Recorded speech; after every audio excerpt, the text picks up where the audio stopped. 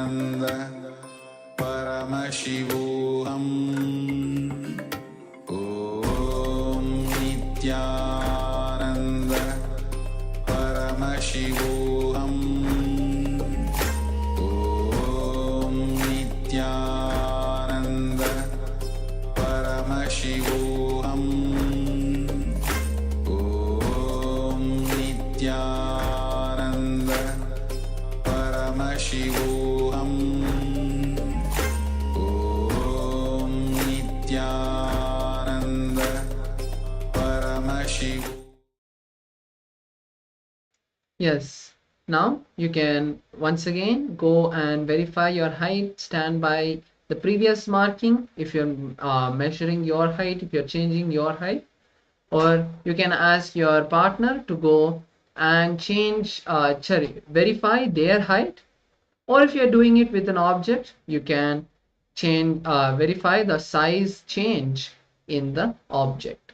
Let's take a few moments to verify our manifestation. Once you have verified your manifestation, you can share that in the Zoom chat as well, so that we can see how you have manifested.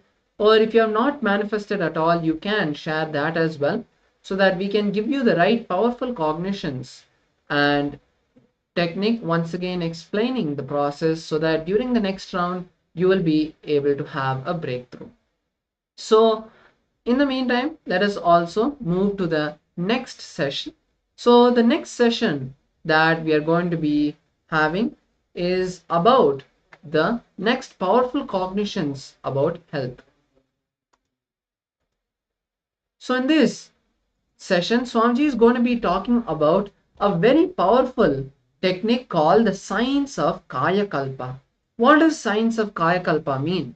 Kaya Kalpa is the ability to go beyond death, to keep yourself rejuvenated and live as long as you want.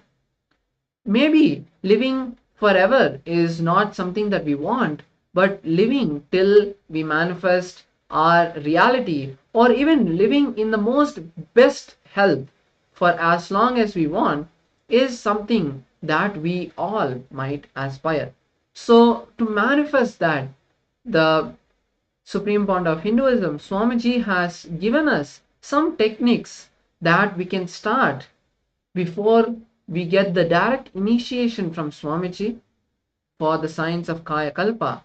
Some basic steps that we can start building in our life, that we can start implementing in our life to manifest the space of Kaya Kalpa. So let us now enter this beautiful Paramashivoham Om Nityananda Paramashivoham.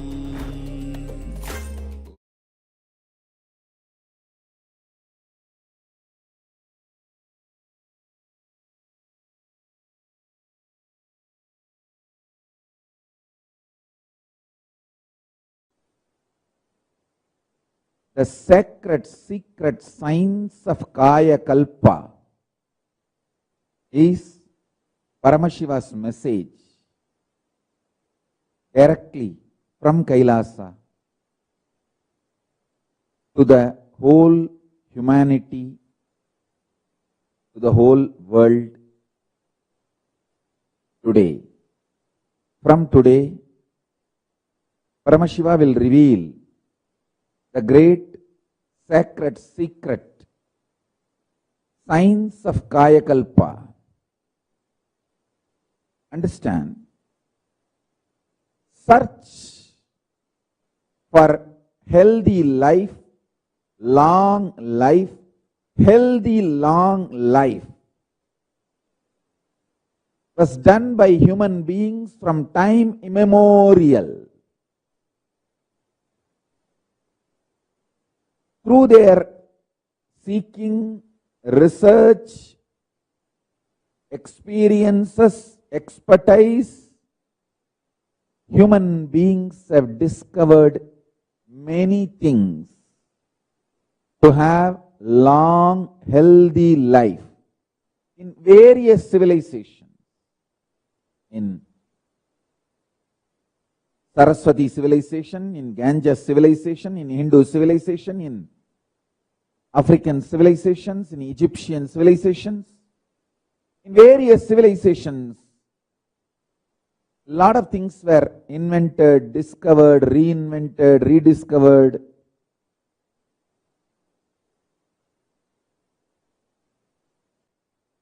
Listen, when these revelations happened in me, I was so excited, inspired, energized. I tried to see various other knowledge traditions. Have they did any work in this field? What all the knowledge they have? After going through everything, the Atma Pramana given by Paramashiva and Shastra Pramana given by Paramashiva, then Apta Pramana, the great masters, earlier incarnations of Paramashiva and the enlightened beings, all their Apta Pramanas and various other knowledge traditions, their experiences and expertise.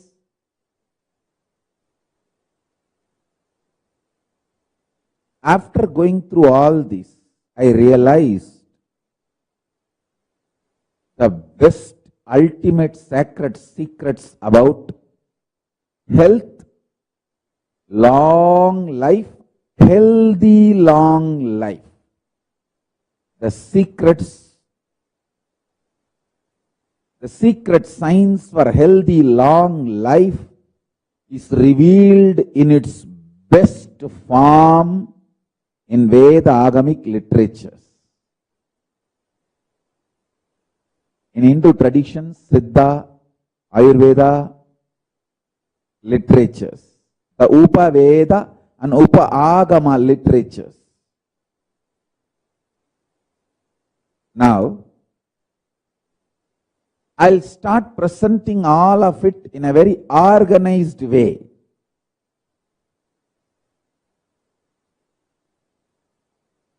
In a very presentable way, in a very user-friendly way, to all of you in the satsangs. First and foremost, let's bow down to Ganapati, who is the manifestation, the greatest manifestation of Paramashiva.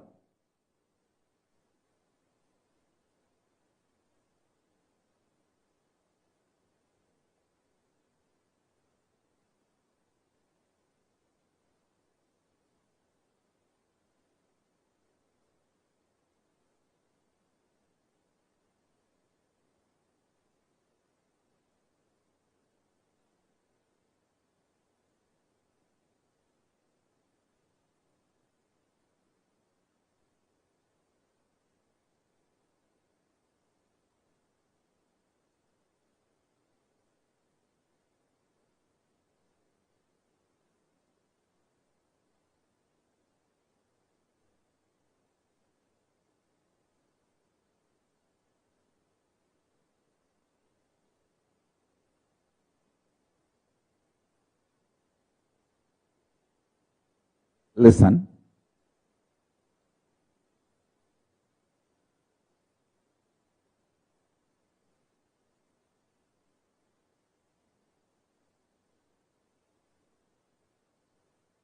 Out of your consciousness, you 3D printed, consciously 3D printed this physical structure,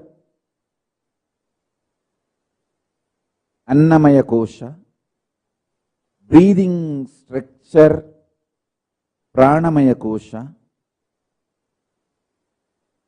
mental structure, Manomaya Kosha, cognition structure Vijnanamaya Kosha,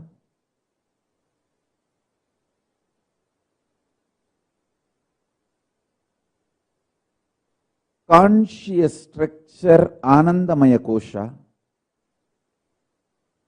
from your superconsciousness, from your core, Paramashiva himself.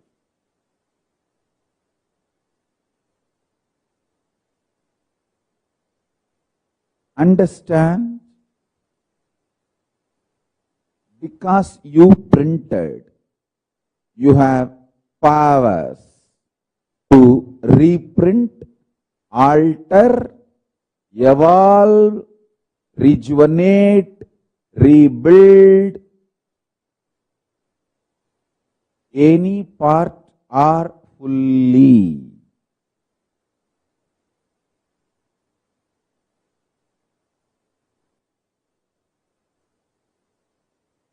I studied everything. First secret I want all of you to know. Continuously give love. You will live long, healthily. Listen to this first secret. Love everyone. Go on be loving as many people as possible, as many things as possible. Expand your zone of love.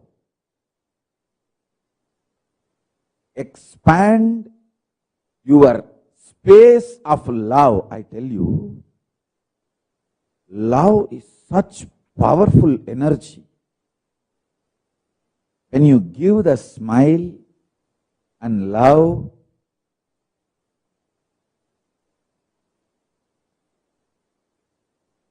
the way others respond to you, react to you, and the way you start feeling about yourself, and the way again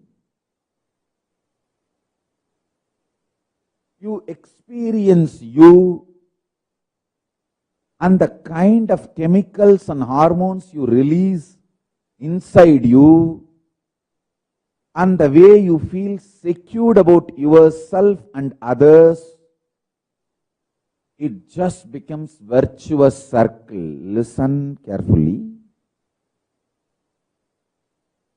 Giving love to yourself, giving love to others, more and more people, more and more situations, more and more beings.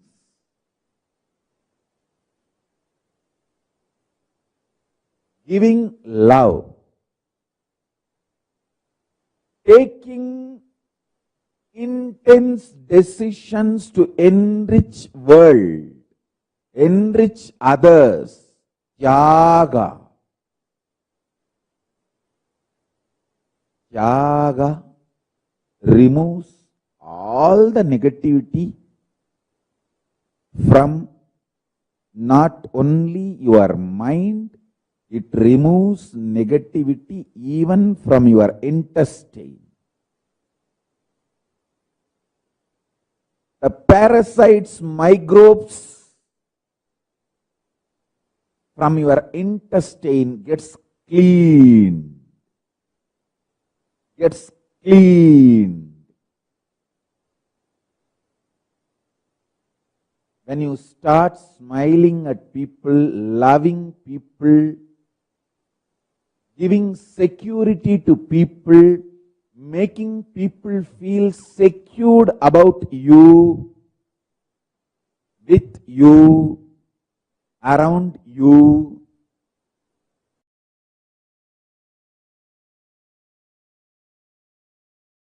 this Kayakalpa Yoga is fundamentally the science of Jiva Samadhi, Swarupa Samadhi and Jiva Samadhi. See, Jiva Samadhi means you can decide when you want to leave the body. You can live as long as you want, 100 years, 200 years, and leave the body when you want. And when you leave the body also, it will not be dead. It will be like a living, like how Paramahamsa Yogananda's body never deteriorated. There was no signs of death on Paramahamsa Yogananda's body.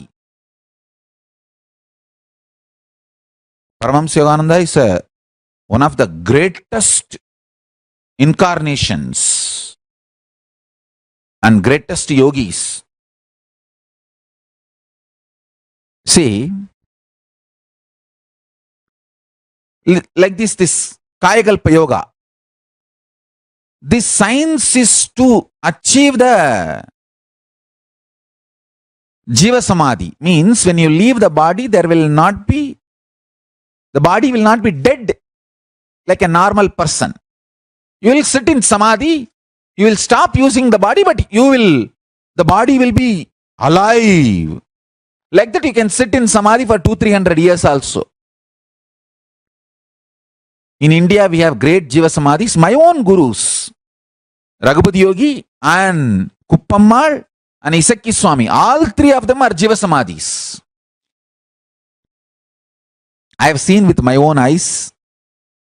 Isakki Swami, after he left the body, 3 days after that, we took the body, and when we were putting him in the Samadhi, just automatically his legs got folded and got into Padmasana.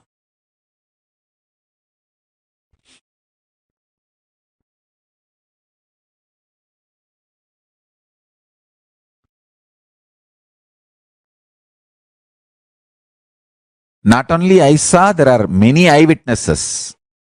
Even now in Tiruvannamalai they are there. All of them saw that. It happened in open place. So this science is downloaded now. I am going to share this science with the world. For this kind of downloading and sharing,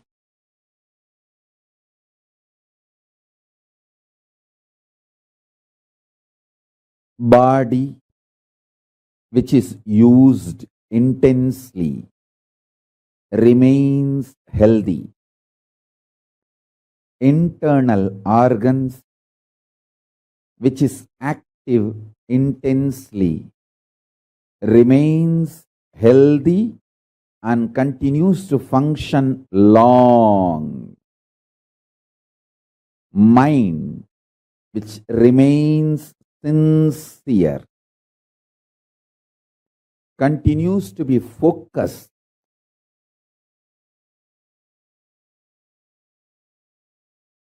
on the goal of life. Consciousness naturally, spontaneously, simultaneously, listen to this word, spontaneously and simultaneously manifest through all these three layers: mind, internal organs and body. All these three.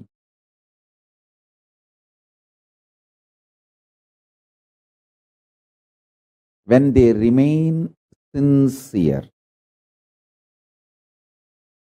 Let me give you deeper explanation. Use the body more and more.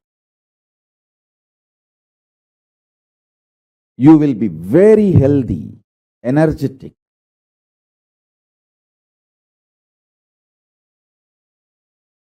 Use the internal organs more and more. Every time when you fast, all the internal organs of your body starts working. Every time you fast for 24 hours, the whole system becomes alive, activated. That is why I insist at least 2 times do this to you every week. Understand?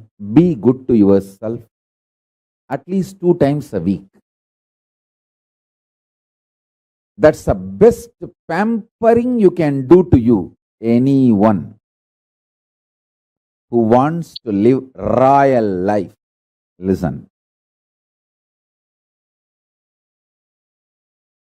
eating like a pig. Whenever you can, whatever you get is the cheapest way of treating yourself.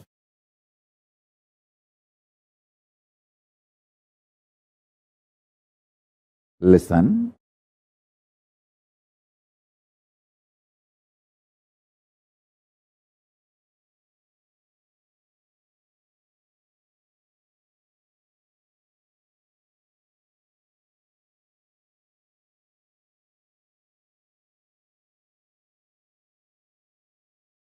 It's like treating yourself like garbage bag, garbage can, dustbin.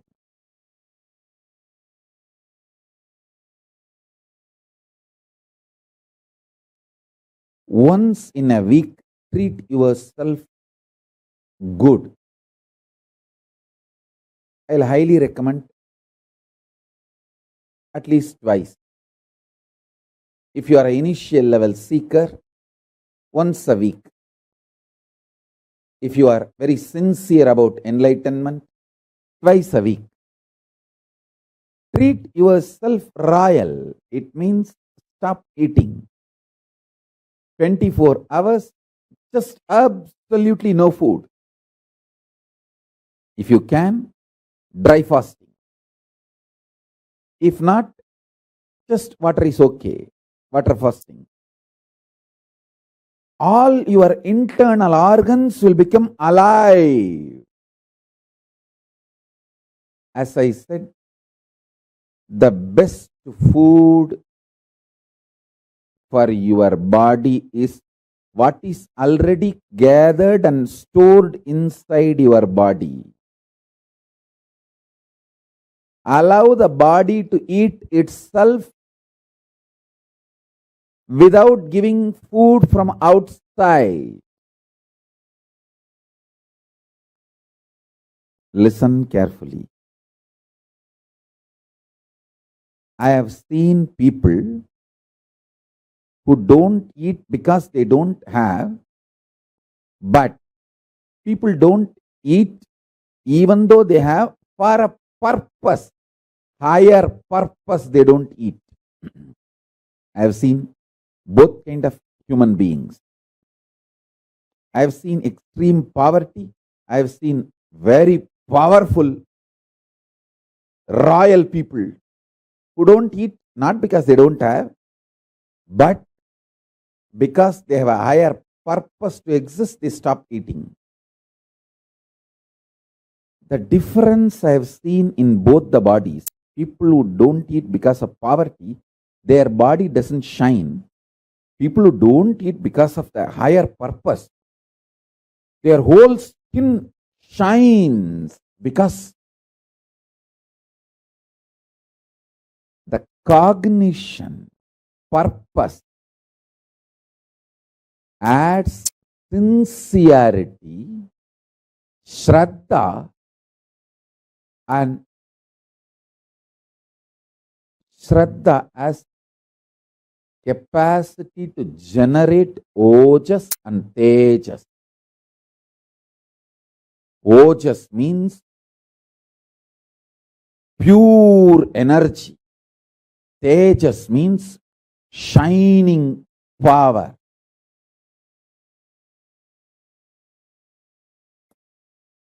Organic sugar energy needed for his internal organs. Listen, I want all of you to understand this principle of Kayakalpa. Understand? See,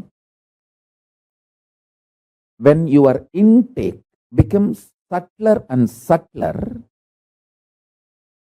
the availability becomes eternal. When your food is solid, it will not be available all the time, and digestion is a big job, and excretion, too much of work.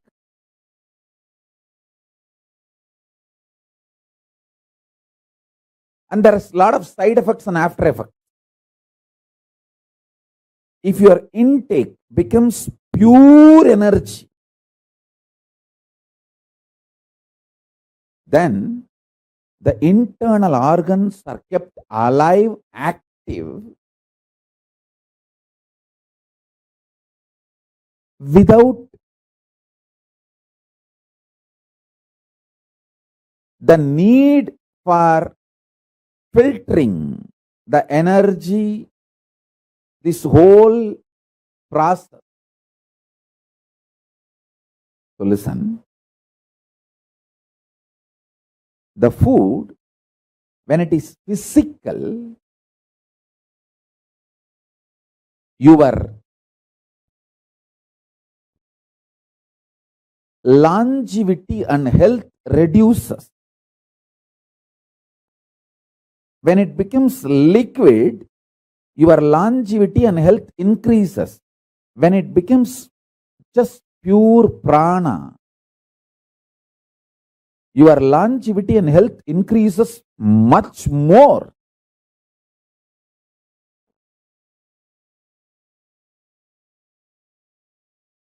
This Mauna Swami, he used to sit in that Ilippai tree breathing space.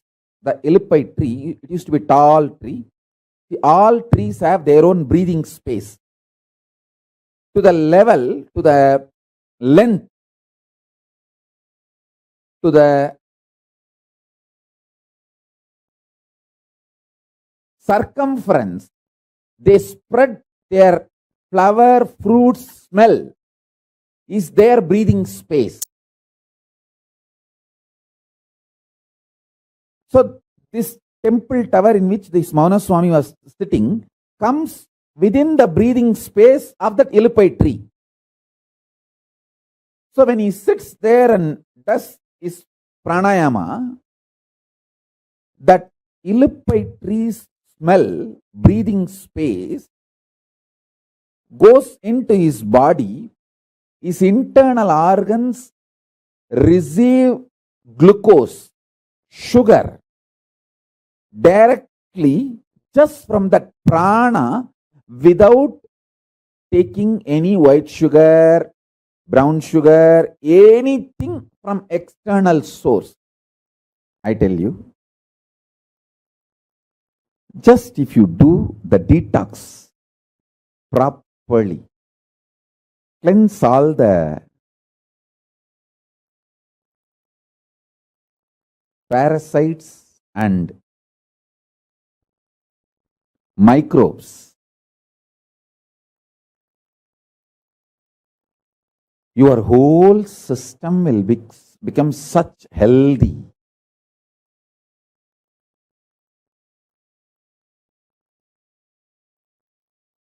And Kaya Kalpa will simply happen.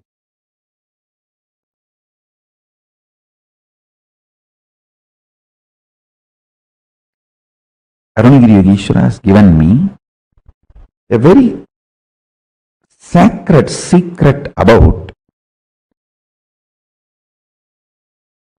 biochemistry of Turiyatita. Listen. Rasavada, alchemistry science mapped to your body is biochemistry science. Biochemistry of Paramashivatva. I'll repeat these words in Tamil because I heard it in Tamil from him. Kabam uyir kabadappa kolayarukka uyir kolayarum.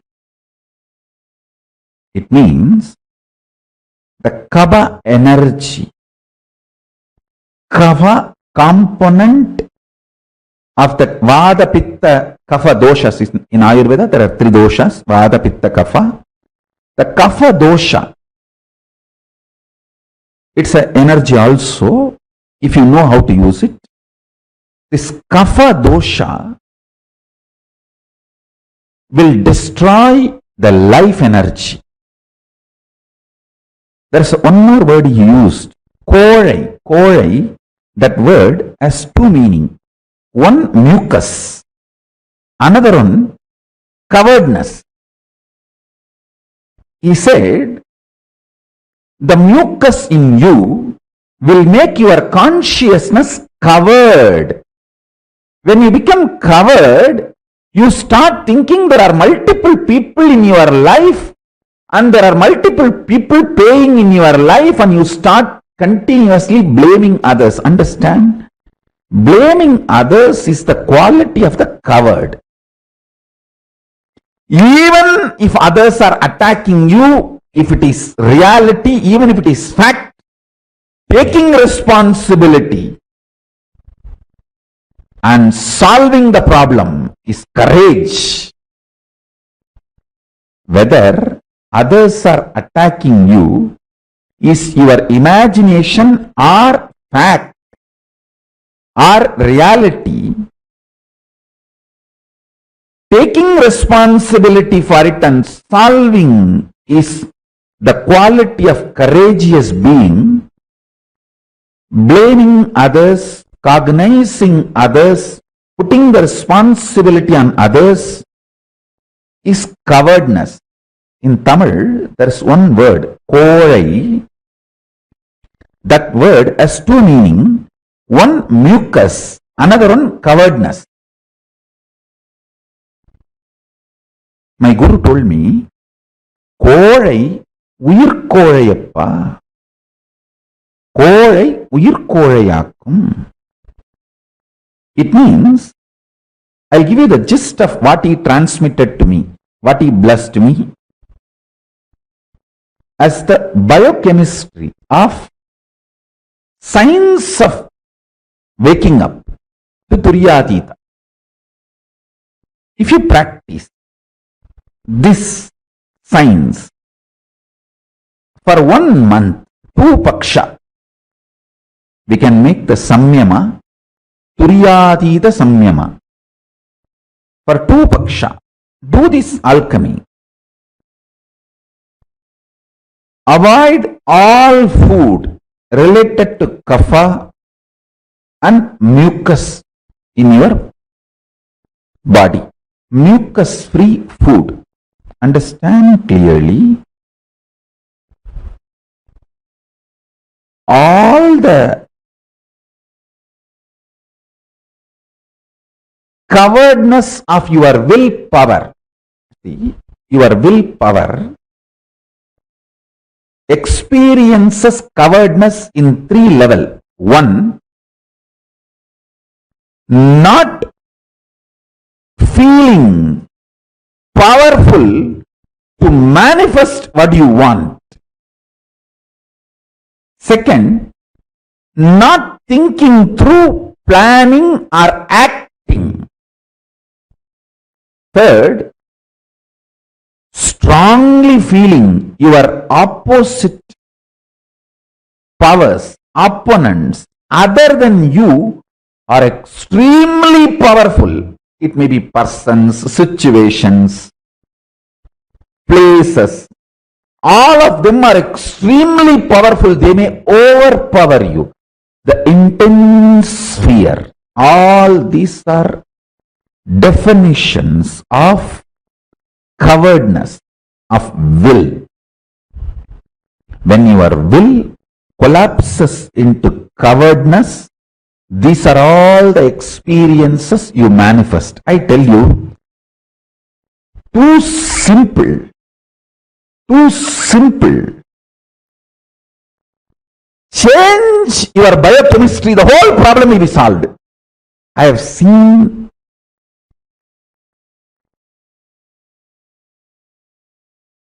when I applied my Guru's words in my life, I have seen this in my life. Whenever my disciples obeyed me and used these methods and techniques, I have seen them going through amazing transformation. Other than you are extremely powerful. It may be persons, situations, places. All of them are extremely powerful. They may overpower you. The intense fear. All these are definitions of cowardness of will. When your will collapses into cowardness, these are all the experiences you manifest. I tell you, too simple.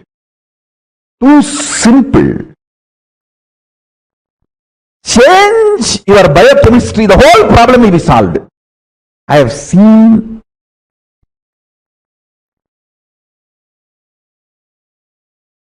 when I applied my Guru's words in my life, I have seen this in my life. Whenever my disciples obeyed me and used these methods and techniques, I have seen them going through amazing transformation. Just two paksha means either Amavasya to Paurnami or Paurnami to Amavasya. You see, actually, Amavasya to Paurnami, Paurnami to Amavasya.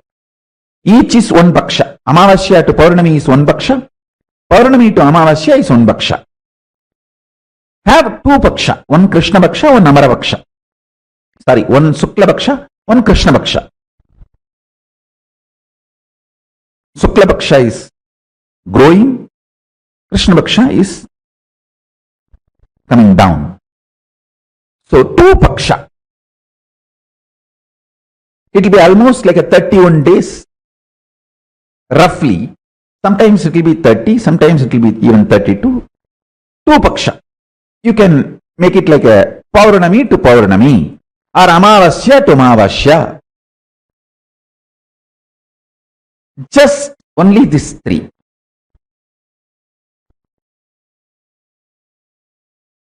No grain, no animal products like a milk or honey, nothing else. Just these three. Fruits. All fruits okay. All vegetables okay. All spinach okay. 1 month, just this diet. Listen carefully. Mucus is not something which affects only the activity, functionality of your lungs. It goes and settles even in other vital organs and starts making the fat accumulation, inflammation. For fatty liver, mucus is the first reason. Fat, you see, inflammation in your liver and fatty liver, mucus is the first reason. Then fat gets built. That's secondary. I have a very powerful natural recipe to cleanse all the inflammation, mucus, kapha from your body. Just take 5 pieces of garlic and 1/4 spoon turmeric powder, all organic. 1/2 spoon jeera. I can project this recipe. I am projecting this recipe. 5 parts of garlic, 1/4 spoon of turmeric, 1/2 teaspoon jeera. Boil in water. Crush all ingredients in mortar and pestle and drink at night. It can really detox you. I will say this is one of the nectar for Kayakalpa. Jeera is cumin seeds, Geera. Cumin seeds.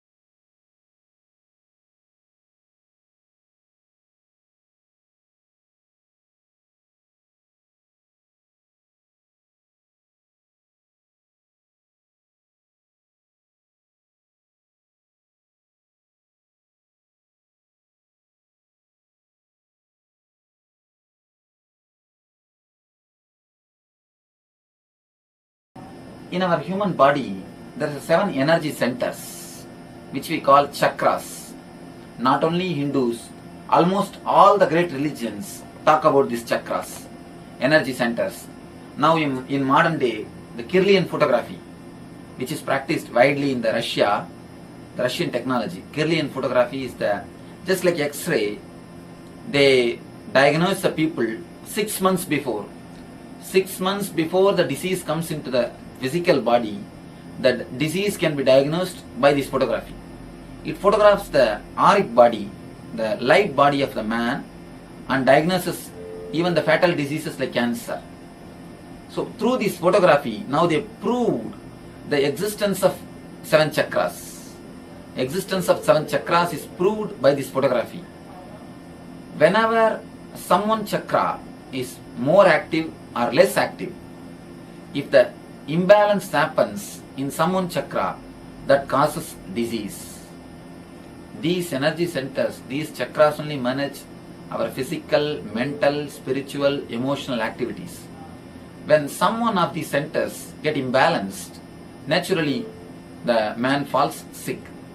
So if the energy centers can be activated, energized by meditation, if they themselves meditate and activate those energy centers, it is called self-healing.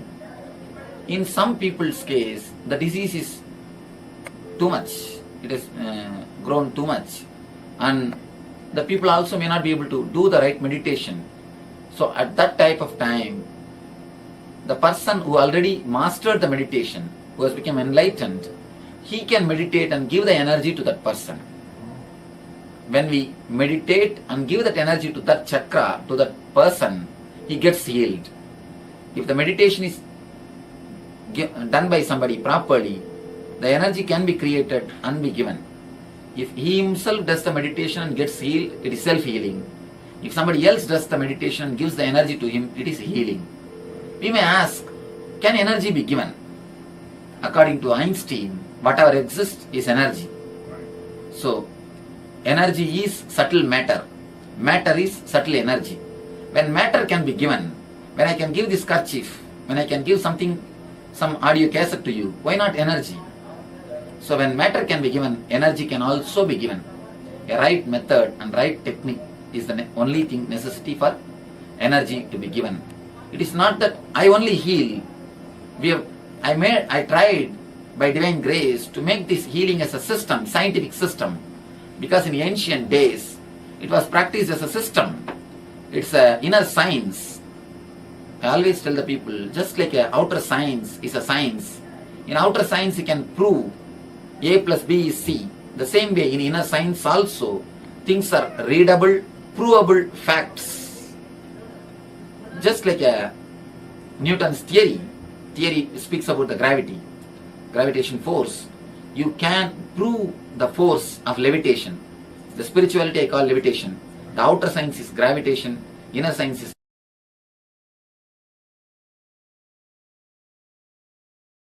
Today the first question. Swamiji, what is spiritual healing?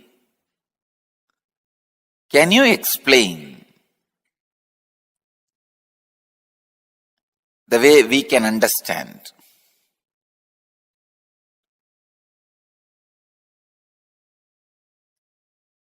First, I wanted to say few basic truths about the spiritual healing scientifically. See, the other day, I was reading an article by Dr. Bruce Lipton, who has done some of the breakthrough scientific discoveries connecting the science and spirituality.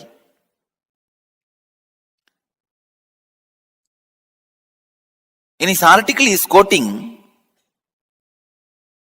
a term called entanglement from quantum physics. In quantum physics, there is a term entanglement. Means, when one energy source entangles with another, they interfere with each other. This interference can be highly positive and transformative and harmonious. Please understand. If one energy source comes in contact with another, if one energy source entangles with another, they interfere with each other. That interference can be harmonious and highly positive and transforming. Another one physicist, Amit Goswami, he published an article in Physics Journal. In that, he very clearly proves entanglement directly affects human beings. Please understand, entanglement affects human beings. There are thousands of examples for entanglement. If you have some 200 pendulum clocks put on one wall, the wall can be any length. It does not need to be within certain length. It can be like China wall, any length. If you have few hundred pendulum clocks,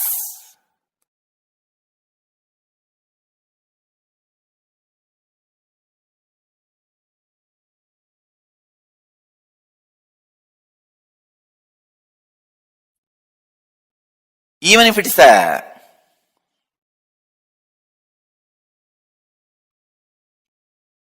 long wall,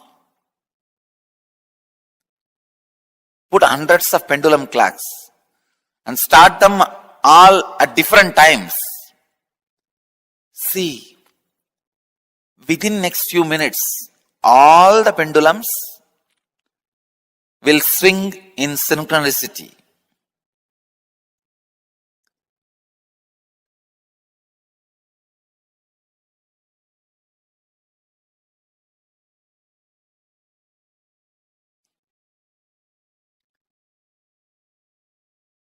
Exactly, this is what happens when you come in the breathing space of the healer. Please understand. When you come in my breathing space, this is what happens. Suddenly,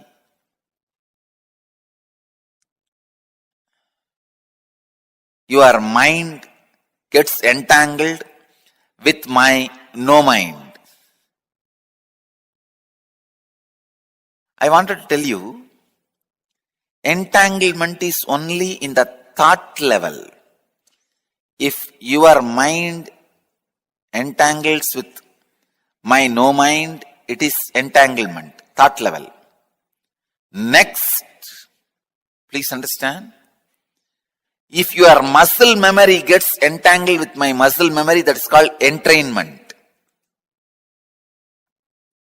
If your biomemory gets entangled with my biomemory, it's called enlightenment. Entanglement can move to entrainment, then entrainment can become enlightenment. You need to know a few things. How this healing happens. See, healing happens in the entanglement level.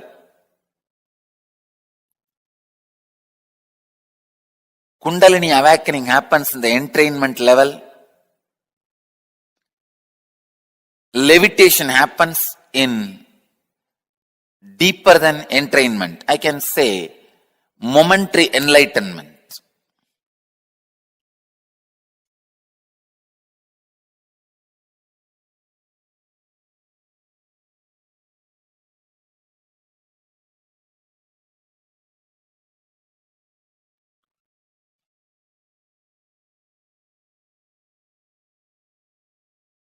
This is very important truth. This truth about the entanglement, because this opens many doors, many possibilities, many understandings.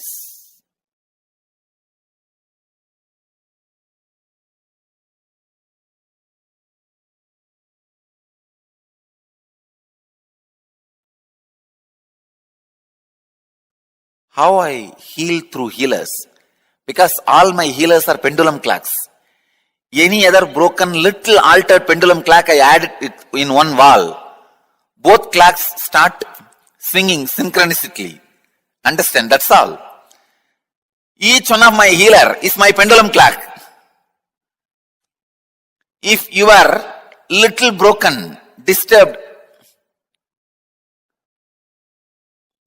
pendulum clock, if both are hung in one breathing space, your pendulum also starts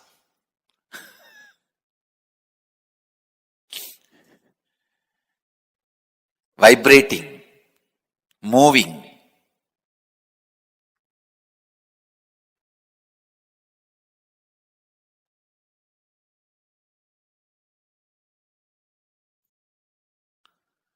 The same tune. And a living practicing healer, please understand, living practicing healer is continuously in entanglement with me. He may be wherever he is. A living practicing healer is continuously in entangled with me. This is what I call physiology of feeling connection. A practicing healer, a healer who lives whatever I am teaching, as long as he retains a feeling connection, the very physiology becomes different.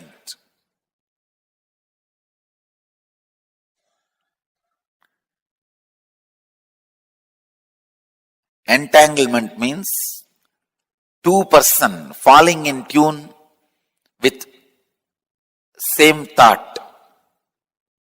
Entrainment means two persons falling in tune with the same idea. Enlightenment means two persons uniting beyond ideas.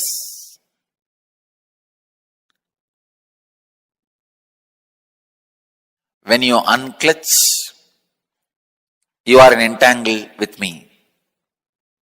You are in entanglement with me.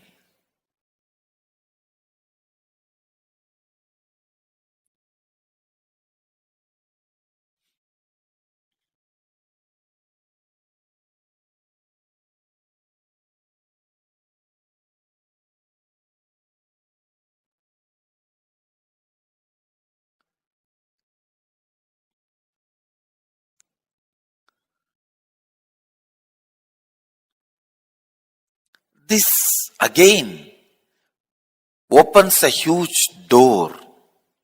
Then is the thoughts of a healer going to affect us? I say yes. That is why I am telling you, go to a person only who is thoughtless and beyond mind. Do not receive healing from ordinary Reiki healers, this healers, that healers. No. Receive only from enlightened being. And all my healers, during the moment of healing, because they are entangled with me, they represent me, and it is equivalent to you receiving healing directly from me. You don't need to worry at all, doubt at all about my healers. Understand? This is the physiology of feeling connection. When you have a feeling connection, your very physiology is different. And feeling connection has its own physiology. When you have feeling connection, your physiology is different. Feeling connection itself has its own physiology.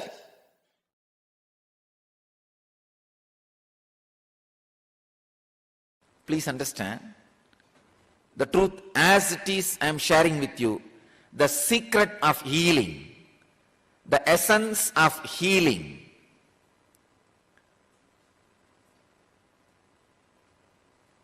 the definition of healing. Just be. You will heal your body and people who are around you and the whole cosmos. Please understand. Just be, nothing else.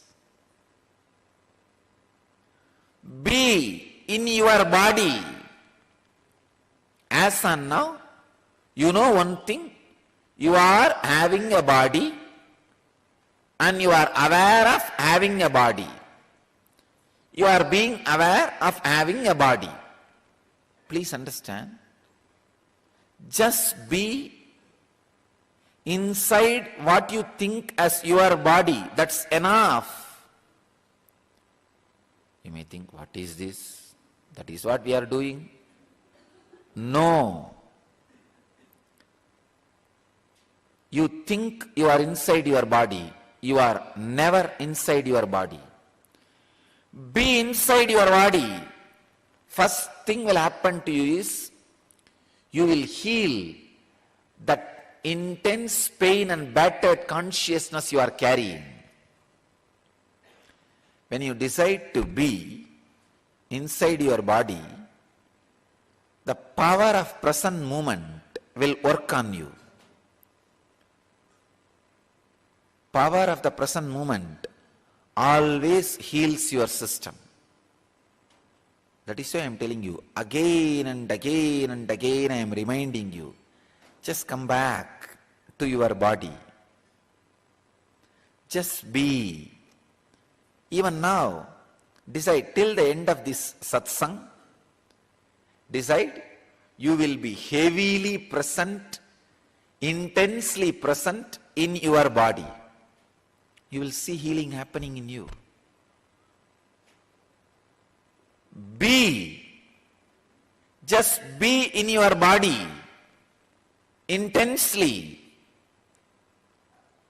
Suddenly you will see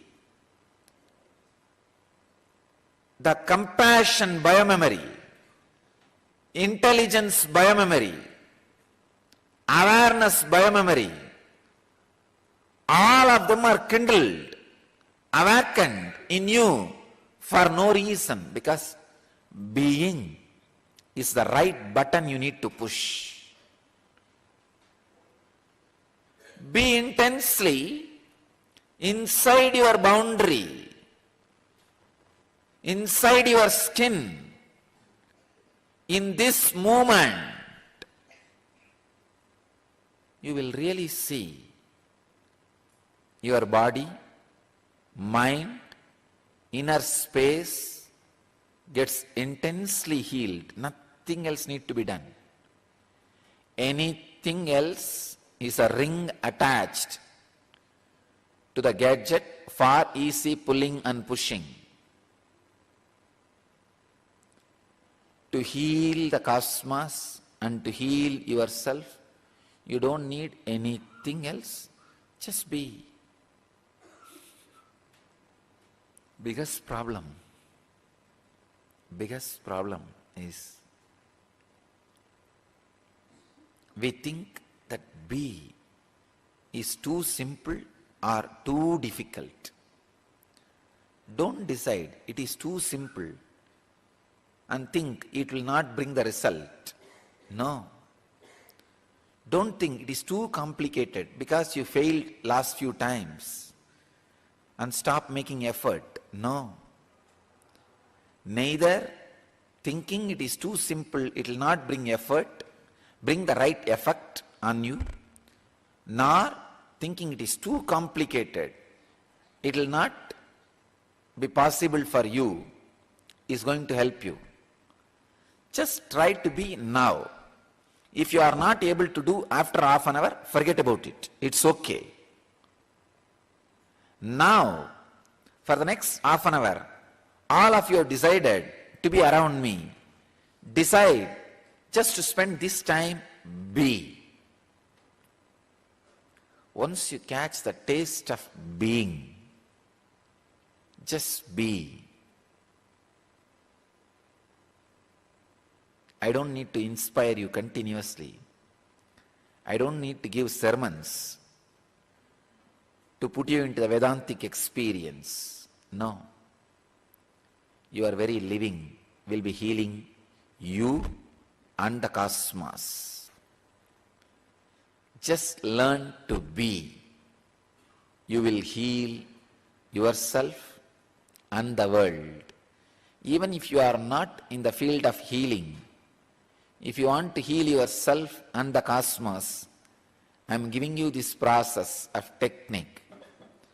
Just be. Intense compassion will start oozing out through your very system. Nothing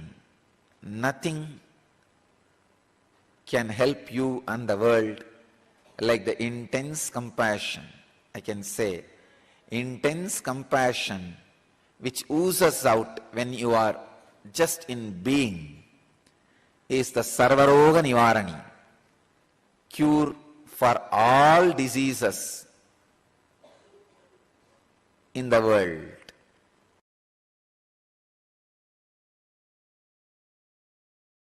Anandagandha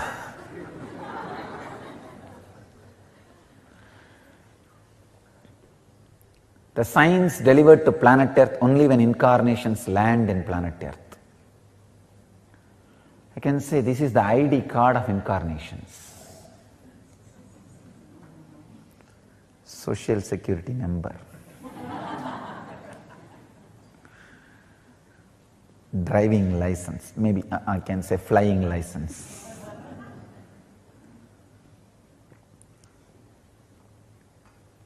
That is why the truth, the secret knowledge about Anandagandha first time becomes available to the mass, because it is only now the necessity to reach the mass and possibility to reach the mass for enlightened beings have happened. One, the necessity to reach the mass has happened only now because there is no one geography dedicated to the enlightenment science. Till my last predecessor, there was always one geography dedicated to these great truths. They don't need to reach to the mass. If they create one group and create that, transmit that science, it's done and they take care. But unfortunately, after the India's independence, worst calamity happened to the planet Earth is the geography dedicated to enlightenment is destroyed. It lost its uniqueness. In the name of pseudo-secularism, understand, real secularism is taking the essence of all religions and using it, experiencing it. But the pseudo-secularism, discarding all great truths of all religions and living your own materialistic culture. Anyhow, so the planet Earth is now swindled. So now the necessity to reach the mass has happened. Second thing, the possibility to reach the mass has also happened. So understand, the need to reach mass and ability to reach mass has happened first time in an incarnation's life. After these two happened, maybe I am the first guy happening.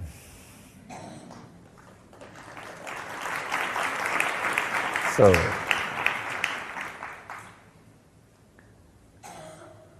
that is why I have to set all new trends. All pathfinders are path breakers. That is the reason the science of Anandagandha is revealed to the world first time. That's the source of superconscious healing. Understand?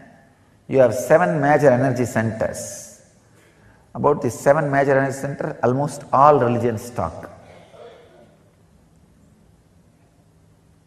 The 8th energy center, where all these 7 merge, become one with, is what is Anandagandha.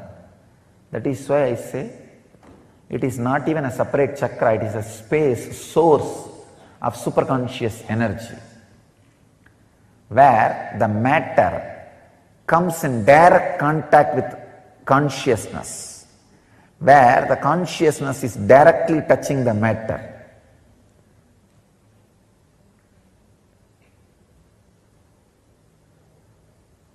It is the experience where the consciousness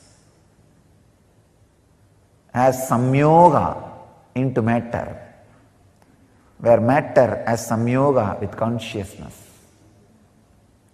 When you relax into that space, consciousness fills matter. So naturally, the superconscious healing happens. It is the highest happening which can happen to matter, not just physical healing or mental healing, radiating pure consciousness. Understand?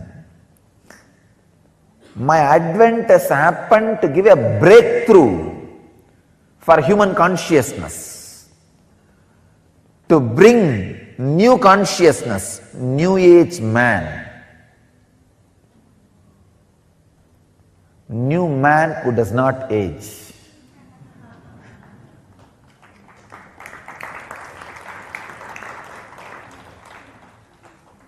New consciousness. The source of Anandagandha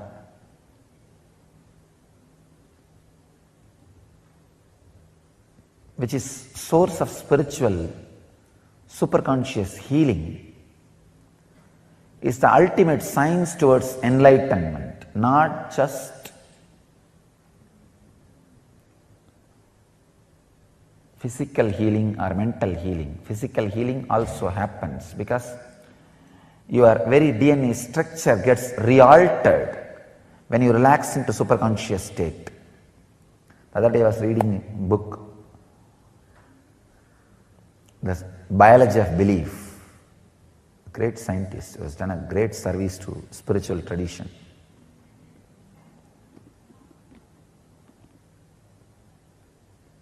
His researches really prove even the very DNA structure can be changed if your consciousness infiltrates the matter. Anandagandha chakra is the door where consciousness can infiltrate matter, where it can fill you.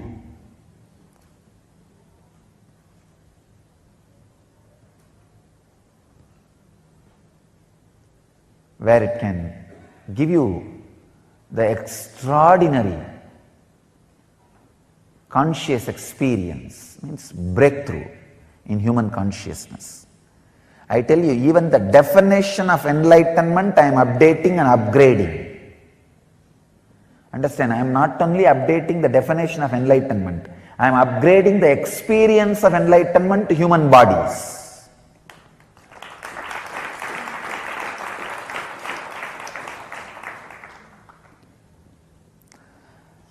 The possibility, the highest possibility which can be experienced in human body, even that highest possibility is being raised. That is why I am saying, I am upgrading the highest conscious happening on the human body. I am breaking the very consciousness on which they are standing. I am giving a breakthrough to the whole human consciousness.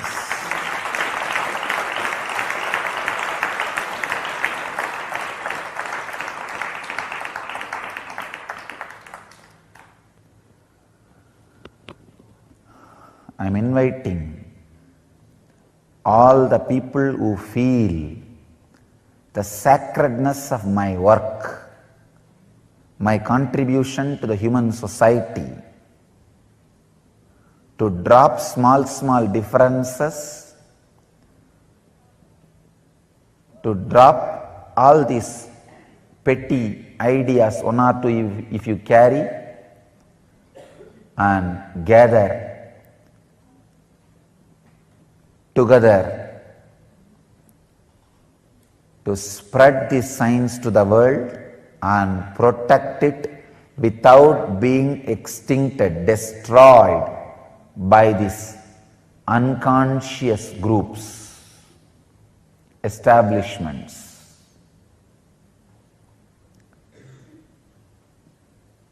I am giving open invitation. Whoever feels helped by what I am doing, sympathetic towards what I am doing, feeling friendly for what I am doing, feels this ought to be done to save planet Earth, I invite all of you to drop this petty, foolish, small ideas, self-centered sufferings.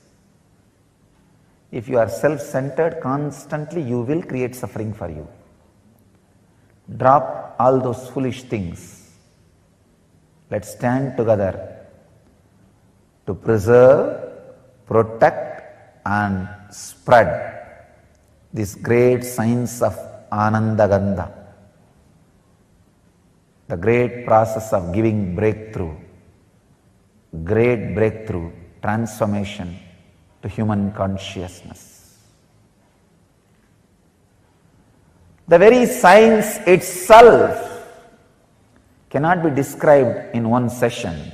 I'll try to give you the glimpse.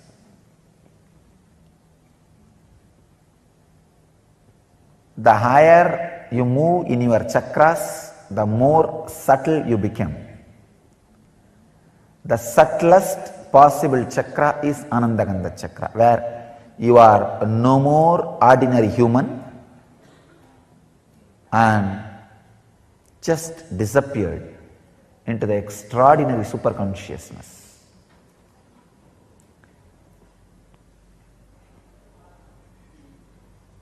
The technique or the process is two. One, if it has to be done just by your effort, unclutching. If it can be done with my effort also, process. If it has to be done only by me, initiation.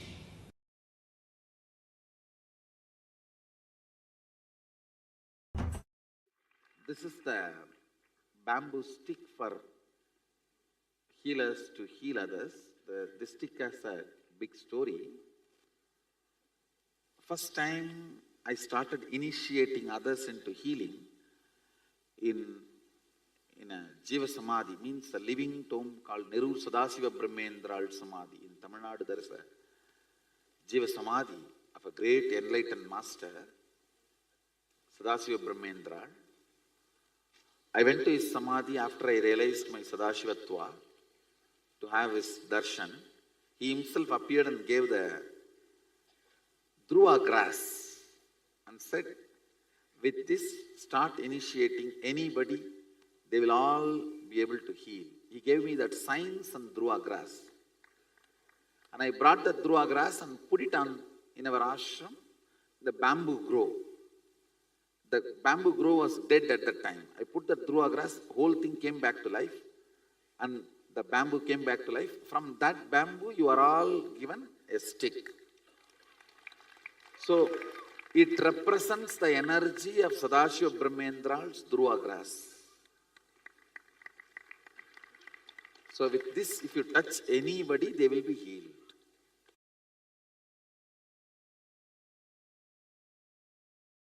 In the healer's initiation, I take the oath till you achieve the state of eternal consciousness.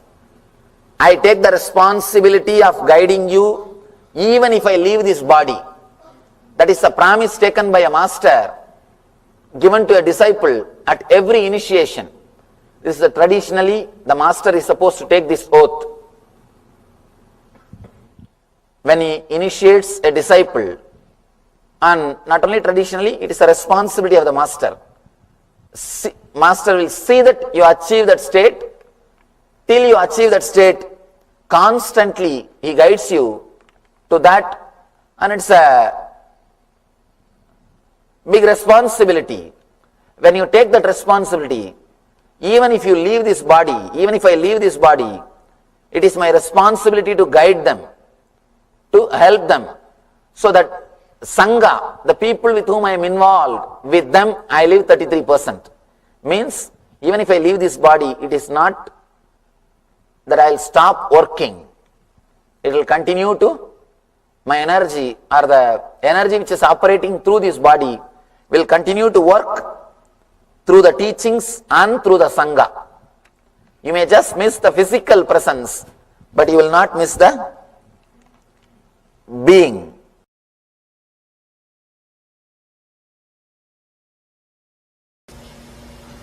Before you take the oaths, please be aware that to become a healer, that's all. Oath 1. I hereby swear that the power given to me by Swamiji will be used for the service of all, both animate and inanimate. Your first oath is never to refuse healing to anyone or anything in need of it, be they people, animals, plants or inanimate objects. Any personal conflict or difference in ideology should never affect your healing. After all, this healing power is not yours to give or refuse. The power that is invested in you flows from a divine source. And the divine does not distinguish between right or wrong, saint and sinner. Divine mercy is unconditionally available to all who ask. The healing system I offer you has been created and perfected over the ages by the greatest ancient masters. It is a culmination of centuries of rigorous tapas. In fact, the original system developed by Patanjali was so sophisticated that it was beyond the comprehension of all. But a select few, the great spiritual masters who followed him, poured their life into simplifying the system and made this precious gift of knowledge available to all. In order to cherish this legacy and truly be benefited by it, you must be willing to drop your ego and share this gift with joy and compassion. The only reason you can have for refusing the healing would be if the person is likely to violate your person or property. If he is a thief, if you feel that by letting him in, he may disturb your property or you, only then you can refuse. But please ensure that your personal opinions are not influencing your decision. Actually, after initiation, you will find that this attitude comes upon you naturally.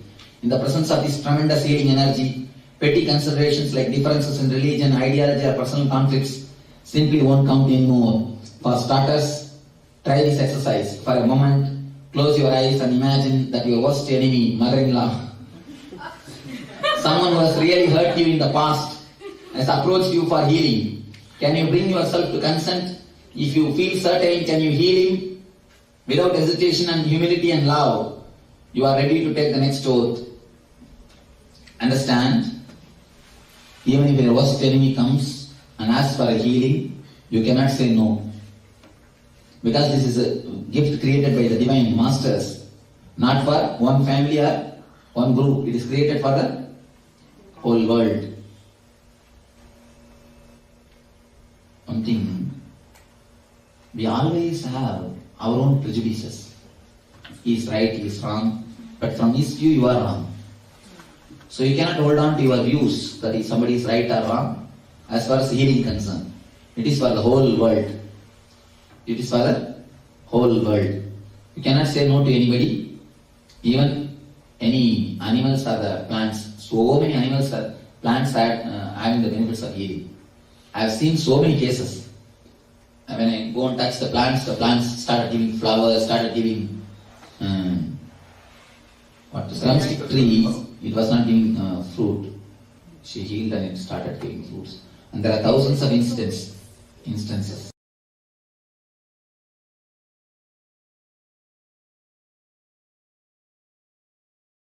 Everything can be healed.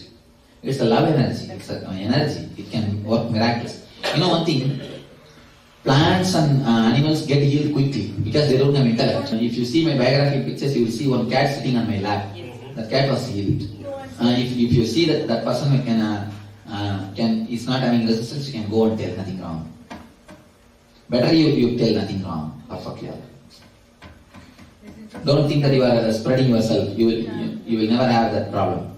Carry on. One more thing, there are many people, they heal only their family people, not everybody. Don't do that. Serve everybody. If you heal others, only then you will be able to heal your family people. You see, understand few things that nothing you will carry. Simply you will die without even a cloth. You cannot carry even your clothes. Understand that one thing. When you die, nothing can be taken with you. So why to have, after all few days, it is nothing but few days you are living here. Why to carry unnecessarily so much of grumbling and grudge against people? And here we are going to die, and she is also going to die, they are also going to die. Nobody is going to live. As long as you live in a joyful, ecstatic way. If they want to rule, let them have their rules and let them have their regulation. You just safeguard your life without being disturbed by them. Just don't bother. Don't carry any wound in you. By carrying the wound in you, you will be continuously disturbing you. I always tell you, if you carry grumbling and grudge in your being continuously, that is the wound. That only becomes cancer. Cancer means don't think only the cancer is cancer. The grumbling and grudge which you carry against others, that is the root of the cancer. Never carry anything. After all, you are going to live.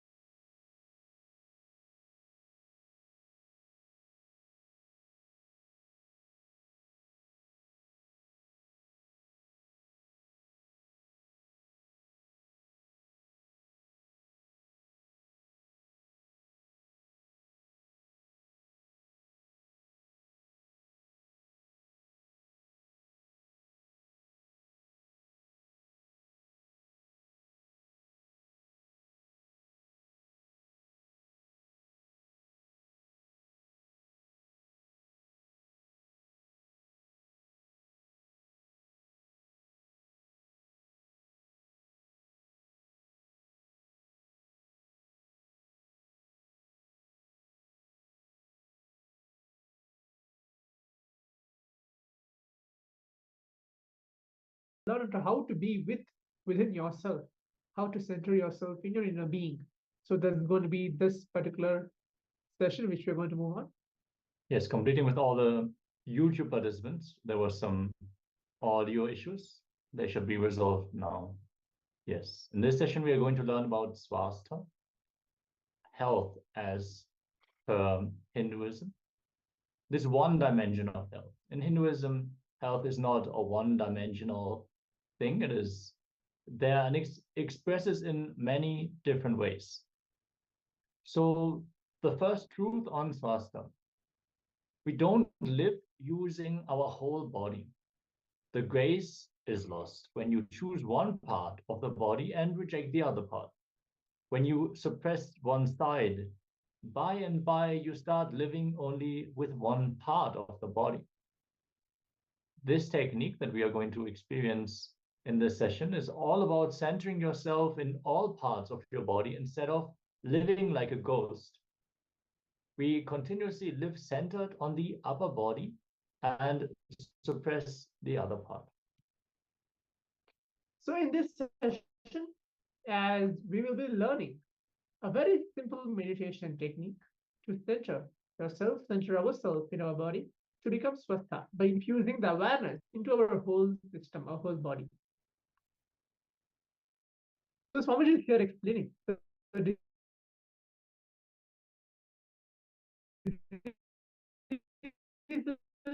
related to the Annamaya Manomaya koshas.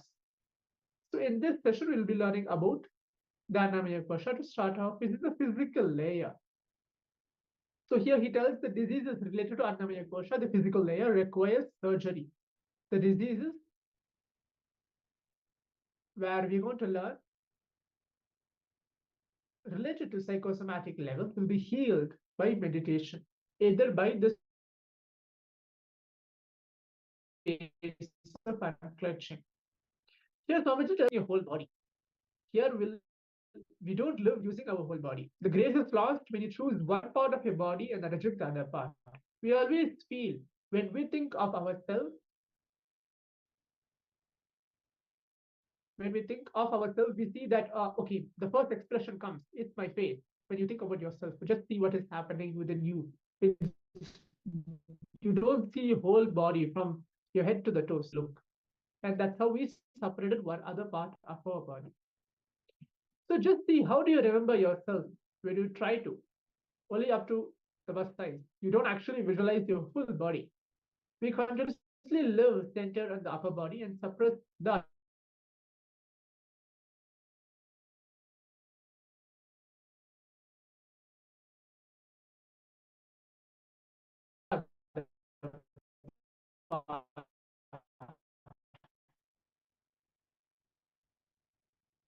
actually, according to from the knees, somebody tells even your knees has a heart which can actually breathe and give a power to even to your brain. So there are many different references tells that each and every single body of your body actually breathes and comes. He tells yogis in India can stay underground where there is no air circulation for days together. If for those of you who even visited India to maybe see the Kumbh Mela event, which happens once in a few years, where many yogis actually gathers together. Or if you have gone to Varanasi, you have seen here and there some other yogis who actually do that. And when every part of your body breathes, when you infuse etheric energy to your body, you start radiating tejas, the life energy within you. Here Swamiji is telling prana is not air. It is the energy that goes through air. This visualization technique will infuse the prana shakti, the life energy, into you to give you the deep relaxation. You will radiate all this into your body itself. So now let's enter into the internalization exercise. Before that, requesting each of the participants to please keep your cameras turned on. In the meantime, whatever we have learned till now to centering yourself, how to center yourself. If any one of the participants have any doubt before we enter into the meditation to the internalization exercise, then leave your comment on the Zoom chat if you're watching this from YouTube as well. Yes, everyone, please make sure that you have a calm space. So inform all your roommates, or if you're living with your family, inform your family members that you're going to enter into meditation. If there is noise outside, you can close your windows. Just generally provide a calm space for this meditation, and make sure you have a blindfold with you. We're going to require a blindfold for this meditation technique. This technique has two parts. In the first step, you're going to tense every part of your body, part by part, starting with the feet, to the calf muscles, the knees, the thighs, the hip, the abdomen, chest, back, shoulders, arms, hands, all the way up to your head. When you tense your feet, visualize your feet as a beanbag and squeeze them completely to infuse awareness into that part. We are going to give you some time to go through every single muscle of your body one by one. You go starting from the feet upwards to the higher regions of the body, all the way to the top of your head. There is even muscles along your scalp for the facial expressions. So even those you should tense and relax. Really go consciously into every single muscle of your body and contract it, and then release the contraction. We're going to give you a few minutes. Please, everyone, settle down and bring intense awareness into your feet and intensely contract the muscles of your feet. Feel the muscles in every single toe, contract them, and then relax. Then move on towards the rotator muscles of your feet. One by one, tense them and relax. Moving on to the calf muscles. Contract your calves and then relax them. Like this, one by one, contract every single muscle of your body all the way to your head.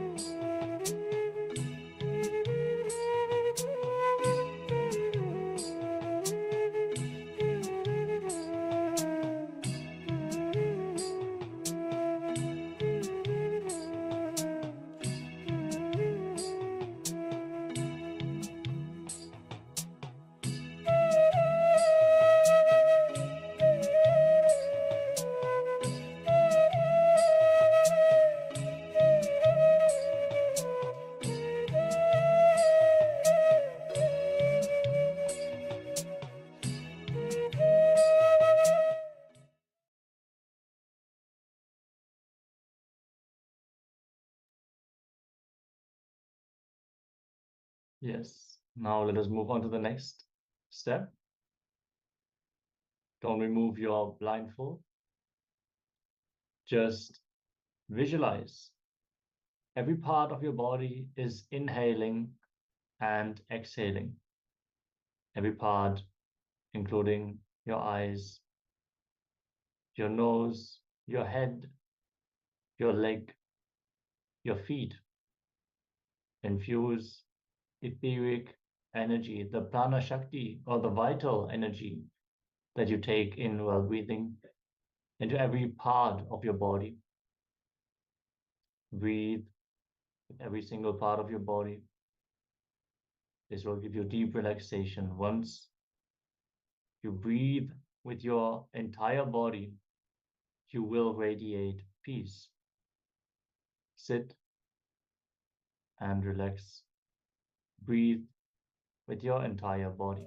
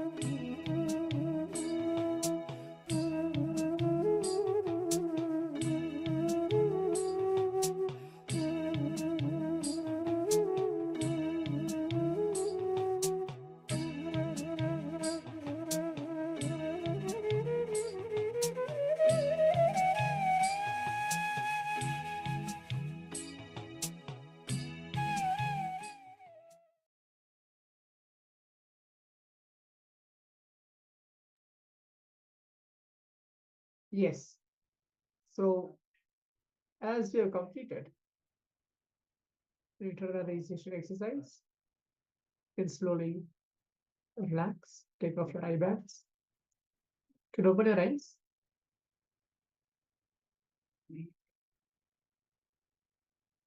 Make yourself completely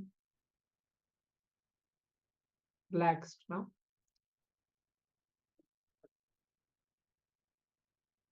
Just feel that you are Paramashiva.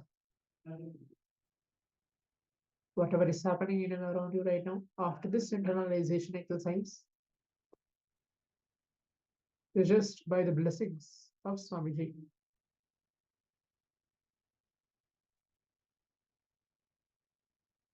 If any one of the participants wants to share something, please go ahead and leave your comment as well on the Zoom chat. Let's take a minute for that before we enter into the power manifestation, directly manifesting the Shaktis of Paramashiva. We're going to have one more round of manifesting the Mahashaktis, increasing your height or your partner's height. That's going to be the power manifestation again. So let's give a minute if any one of the participants wants to share something.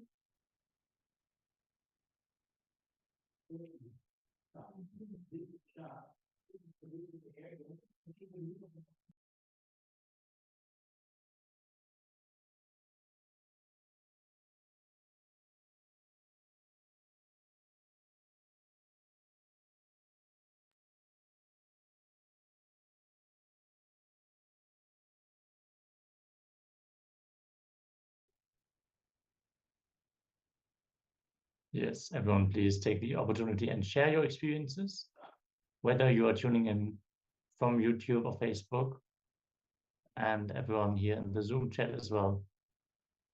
Let us know, what did you manifest in this round of the power manifestation? Excuse me. The experiences you had during this meditation, as we are now going to move on to the next round of the power manifestation. We've been manifesting the power of Mahima, increasing the height. So in this round, we're going to increase the height of a volunteer. So you can connect to a partner, any team member, family or friends, any roommates, anyone who is around or available at this time. Prompt them to measure their height after you explained about the power manifestation science. Just give a brief introduction that you've been initiated by Swamiji into these powers, and then tell them to measure their height and start chanting the Mahavakya as you connect to Swamiji. Yes. As we're entering now into the power manifestation, we're going to manifest the height to a volunteer or to another person, whoever is there in and around your breathing space. If you are sitting with your family, any one of them is also okay. You're going to manifest the power. Either you can increase the height or you can just give a command to see what is the manifestation happening. Here, just one thing before entering into the power manifestation. Here's how many tells.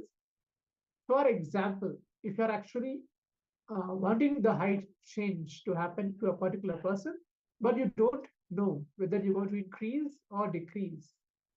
This is just an example for the participants. And then after you manifest, you'll be checking again, you'll be verifying. After you verify, you look, whoever you're scanning with, it's actually 1 inch decrease. The height is little less. Don't think that height is permanent and you feel that, oh, my height is little less than how it was before. No, not at all. This is just for the manifestation to happen. Swamiji tells, when this is not a permanent height where you're going to actually be, or you just increased 1 feet higher, or like 2 feet higher, or 2 feet less, or 1 few inches less. Then you feel like some of us feel, oh, why am I growing shorter? Some of us feel, oh, I've grown taller, whether it's going to be permanent or not.